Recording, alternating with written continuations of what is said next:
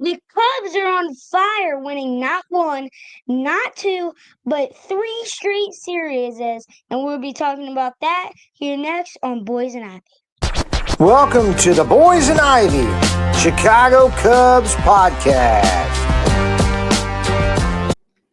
Hey, what's up, everybody? Welcome to the Boys and Ivy. I'm your host, Jason Mead, alongside my son, Mr. Parker Park Chop Mead. Hey, everybody.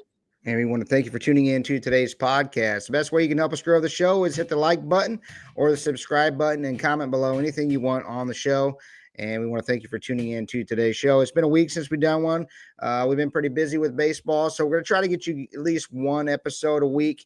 If we have some extra time, then we'll try to get you an extra one. But this is going to be our weekend recap. The Cubs have won 3 straight series, like you said in the pregame, and the Cubs today lose the final game against the Diamondbacks 3-2.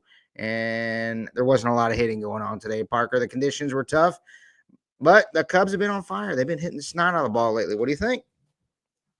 Yeah, the Cubs just all out, lights out. I mean, they've been hitting awesome. They've been playing with great defense and just playing great baseball. Yeah, like you said, they won 3 straight series this week, and we are leading the league in scoring, and we're leading the league in run differential. And they've been putting dog wops on these guys' heads all week. We've had a tough schedule out of the break, but we want to talk about what has happened since our last podcast. This was some devastating news for our pitching rotation. Mr. Justin Steele is out for the season, and he had surgery, and hopefully we wish him a speedy recovery back. So, Parker, what do you think about Justin Steele? Yeah, that really is a bummer because he's the best. He's one of our aces, and he's not. That's not a player you want to lose. Well, you don't want to lose any players, but you don't want to lose a guy like that. That all around he's a great pitcher and wins us a lot of games. His last start, he went 7 innings and pitched lights out. So he's been complaining about some elbow problems a little bit, and it just really stinks that he's out for the season now because he was our number 2. Man, we're gonna have to find somebody else. But the Cubs do choose Colin Ray as a replacement for Justin Steele right now. But we got to pick up another starter, right? Who's that going to be? You think? And maybe we're talking about Sandy Alcantara, or we can bring up Cade Horton. I I think I'm a fan of the young guys, so I would rather go for Cade Horton because I feel like he's earned his chance to play in the big leagues. He's been pitching pretty well in the AAA right now, but yes, I would love to have Sandy Alcantara. I wouldn't mind an Alcantara for Alcantara trade, and that is Kevin Alcantara for him because I mean, is he ever going to play center field since PCA is there? Is he going to play No, shortstop over Dansby? No. And right now we no. need a number 2 starter, and he would plug in and fit in perfectly right now. Maybe we can go out and get a guy like Marcus Stroman to come back and fill in for that spot because I don't think he was happy with the Yankees right out of the gate this year because I don't think they really wanted him to be a starter. And he kept saying he was going to be a starter, but maybe we go after a guy like that. But the news of Justin Steele going down is definitely a punch in the gut, and hopefully he gets back, and next year he comes back and is the Justin Steele that we know. Also, Matt Shaw is demoted to AAA. Your thoughts on Matt Shaw getting demoted, Park? That's a bummer. A player that has lots of potential, and really he played really good defense. It's just that he was only batting 172, wasn't hitting the best. But he's a young guy. Pete struggled when he came up, so we'll just have to see and wait what happens. He'll probably come back up next year and do his thing.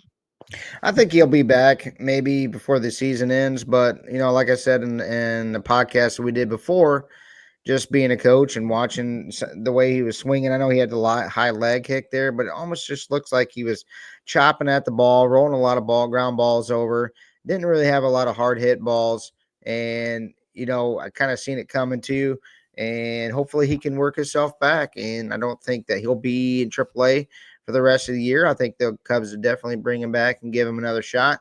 But I'm not going to give up on Matt Shaw. He's got too much potential because he's hit everywhere we've been, right? Yeah, you cannot give up on a guy like that. That's our number one prospect and just a player that has mm, some of the most potential out of the National League for minors. So this guy though, this guy King Tug Parker. What do you think of King Him, Tug? you What's that? have to pay him, Tom. You have Get to it pay him. back the Brinks truck up, put it in the driveway. I mean, what more can King Tug do, right? He's been a dog since we picked him up. 350. 315, 6 dongs, 23 ribbies, the 1054 OPS. Give him the 600 million. Give him that money. Give him it. Money. Just be dumping bags of cash on him right now. Tom Ricketts just be dumping like from the rooftops, just dumping bags of cash on Kyle Tucker as he drives to the ballpark right now. Pay the man, give him his money. I know that his wife wanted to see if she liked Chicago. There's been some chatter about him signing, the last couple of weeks. Also, PCA had some extension talks. We got him locked up until 2030, I believe.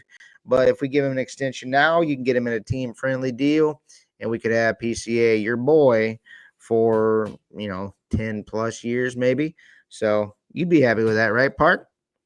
Oh, yeah. Pay him, superstar, right? Pay, pay Tuck and then pay Pete. Might Pay not have any Pete. money left over.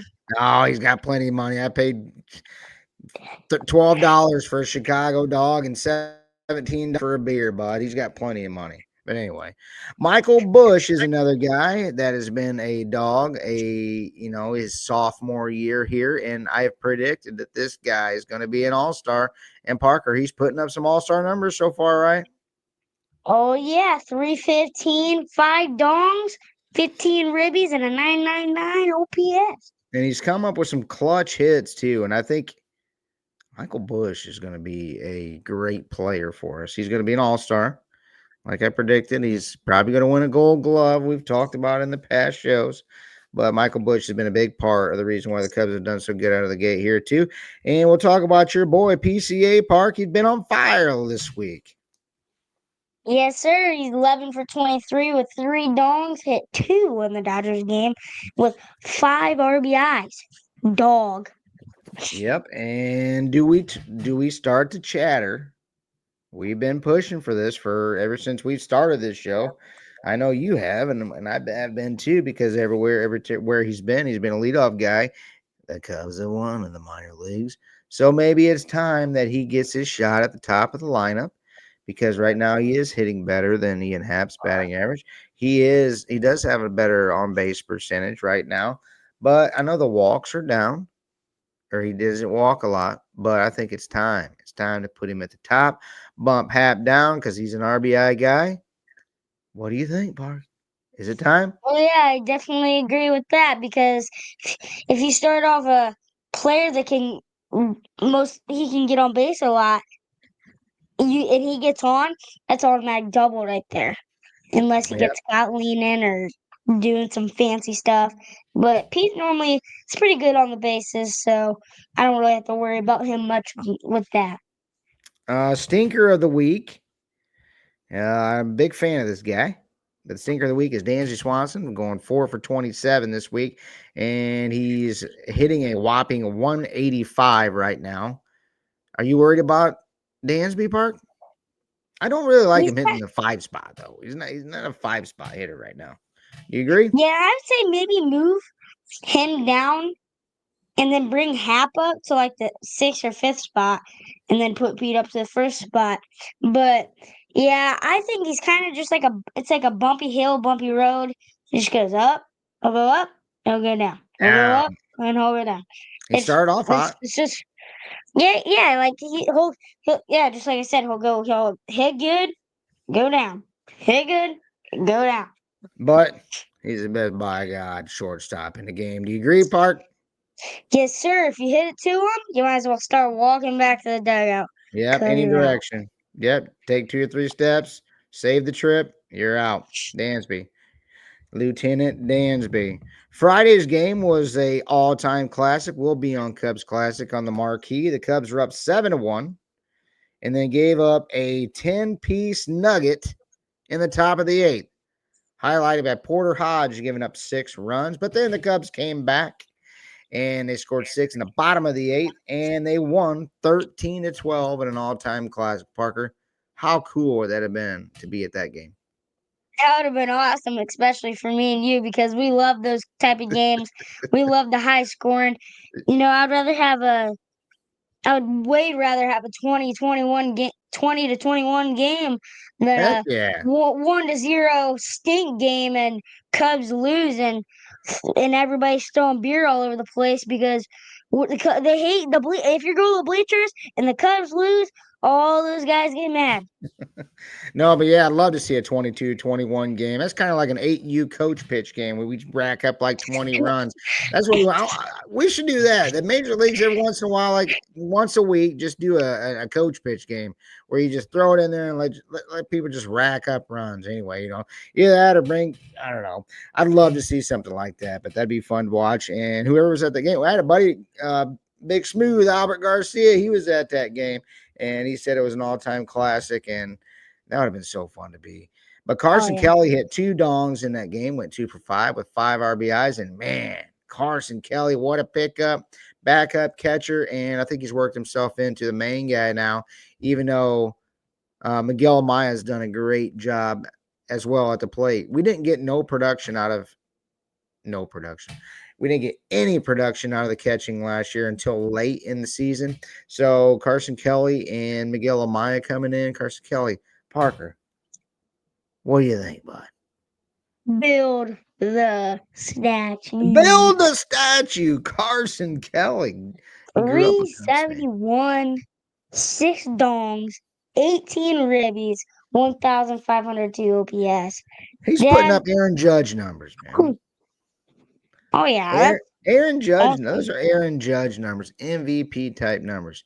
Now I don't think it'll continue because he's platooning with Miguel Amaya, but man, 371, 6 dongs, 18, man, can't get any better than that.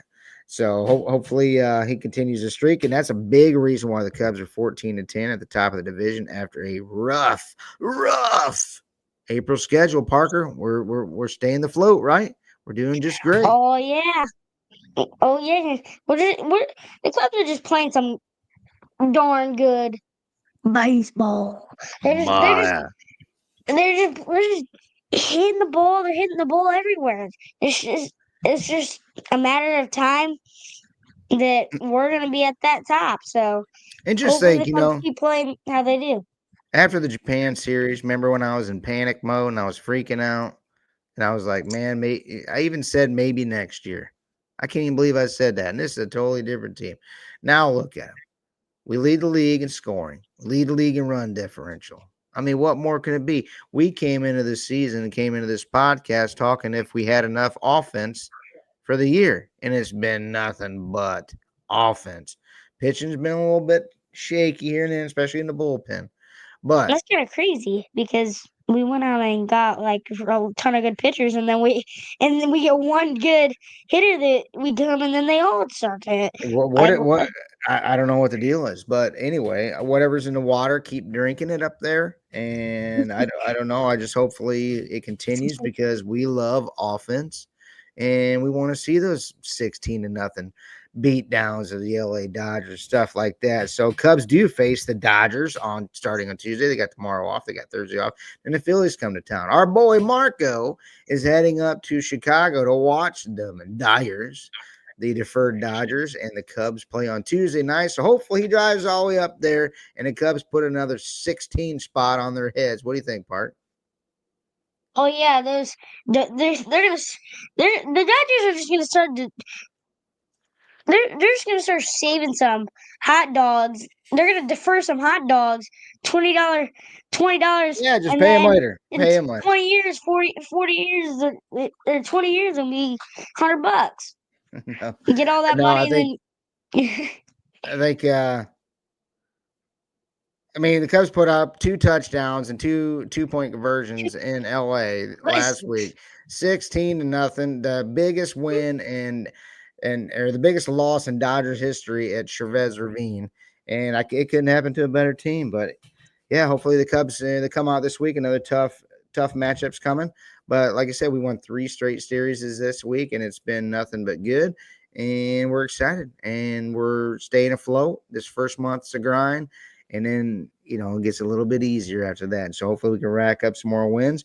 And we did get to play a couple youth baseball tournaments. Parker had his first couple tournaments. Last week we had one, and we did pretty good. We went 3-1 on the weekend, got beat in the semifinal, but this weekend we went down and played another tournament, and we played pretty good. And Parker and them won their first tournament of the year, the Kennevill Titans. Park, how much fun did you have this weekend?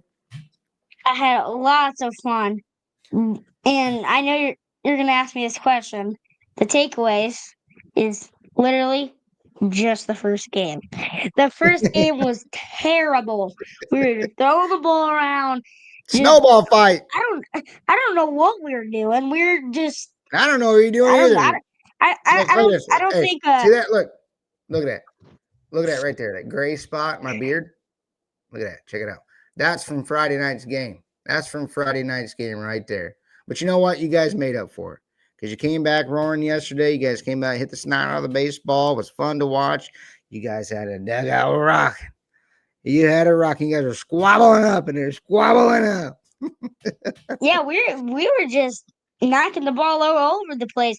So, okay, one of my friends, his name's Andrew. He is the funniest kid you will meet.